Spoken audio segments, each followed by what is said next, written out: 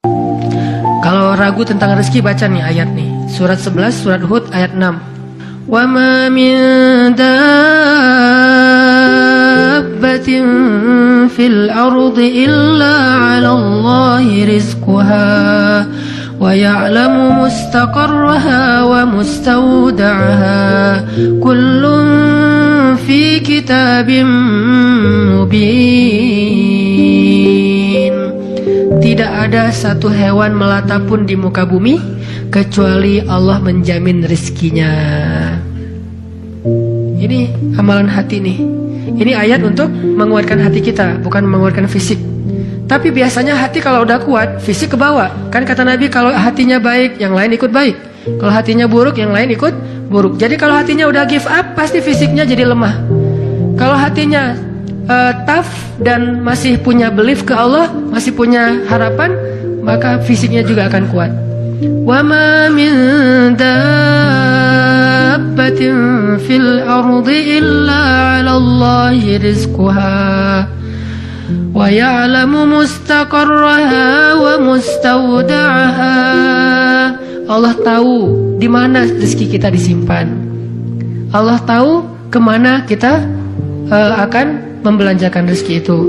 Semuanya tertulis di dalam kitab yang jelas. Allah yang tahu, Allah yang menjamin. Gak ada yang gak dijamin rezekinya. Makanya saya pernah cerita tuh dulu di mall sebelah. Saya sama istri habis kajian di sini, atau sebelum kajian di sini, sebelum maghrib, sempat mau belanja dulu, belanja di supermarketnya di bawah, lantai bawah.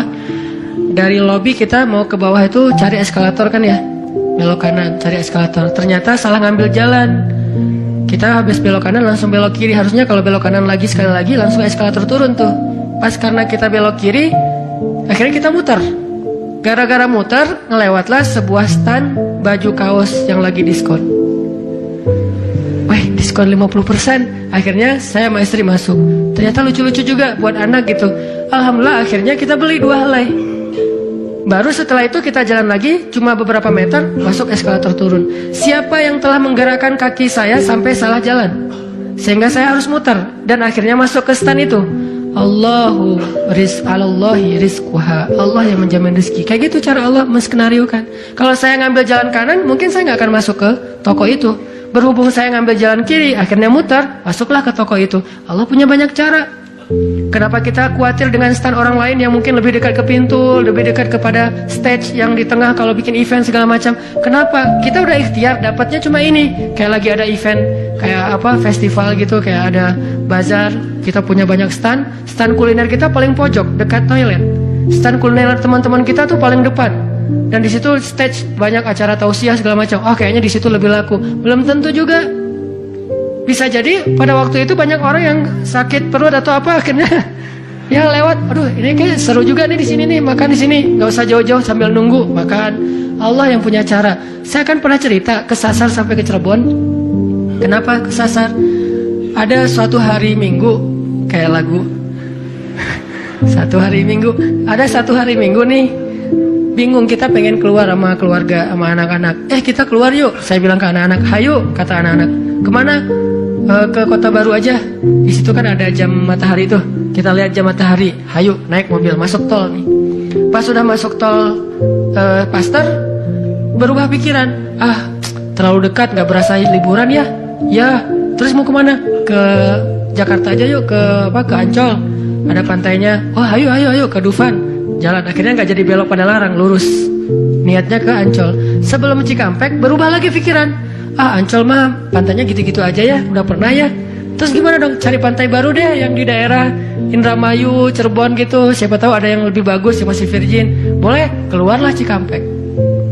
Waktu itu belum ada tol Cipali ya. Keluar Cikampek, akhirnya nyisir Subang, Indramayu, nggak dapat pantai yang kita nyaman nih. Berhenti sebentar, oh nggak nyaman, ini banyak sampah. Akhirnya jalan lagi sampai dari pagi keluar, asar makan empal gentong di Cirebon.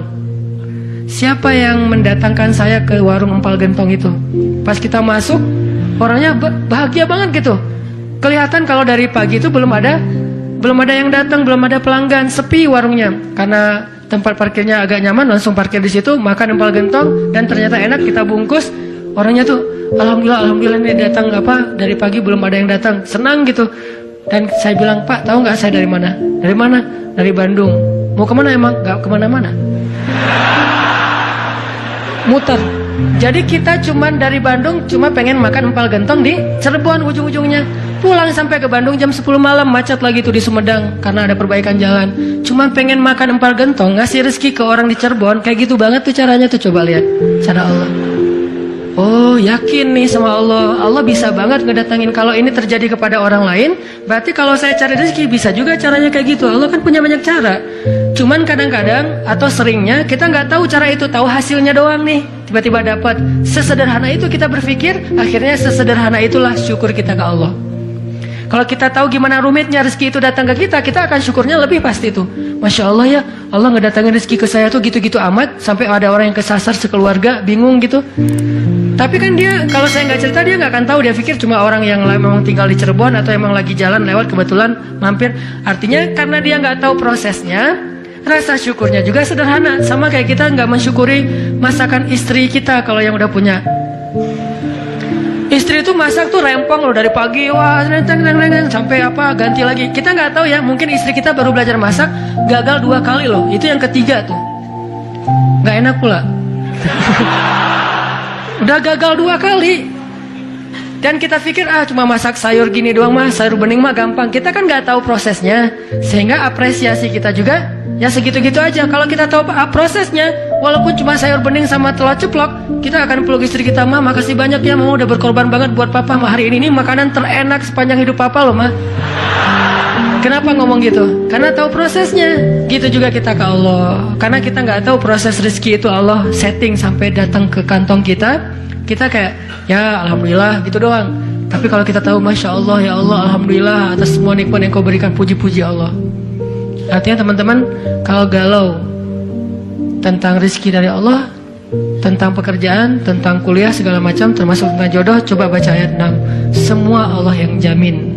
Ini bab hati ya, lagi-lagi bab hati. Ikhtiar mah jalan aja terus, tapi hati Allahi rizquha, Allah yang menjamin. Itu baru jadi tenang nih mengingat Allah, tetap happy gimana-gimana juga. Dan ini ditaraddud, diulang-ulang. Coba diulang-ulang nih ayat nih. Jadikan salah satu ayat favorit. Kalau kita lagi galau, langsung baca ayat ini berulang-ulang sendiri kalau bisa. Baca dulu terjemahannya, hafal. Kalau udah hafal terjemahannya, tinggal baca ayatnya berulang-ulang. Sebelum tidur mungkin kalau yang paling tenang. Kalau khawatir nggak bangun tahajud, ya udah sebelum tidur baca. Wa ma min dabbatin fil ardi illa 'alallahi rizquha. Diulang. Itu beda banget loh rasanya. Belajar untuk mentafakuri kebesaran Allah, sehingga kalau kita nanti ada masalah mengingat Allah lebih mantap.